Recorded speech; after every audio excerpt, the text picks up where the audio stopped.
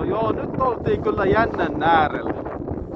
Kun särkiä tuli ensin pystypilkillä, niin noin siinä sitten lopulta kävikin. Kyllä muuten oli voimaa hauhe. Taitaa olla ennätys pystypilkkihauki tämä. Kyllä pulli asut.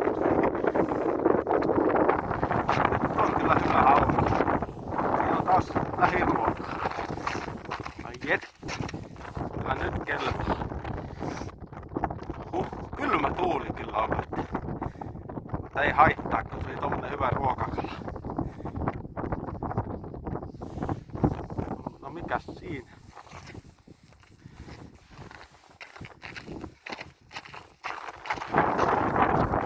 On se kyllä kokea hauki. Siinä.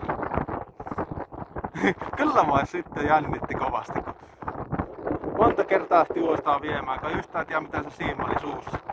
Että eikö siis, anteeksi, että mitä se siima oli, että oliko se saanut sen suuhun, että onneksi se oli vaan koukusta kiinni.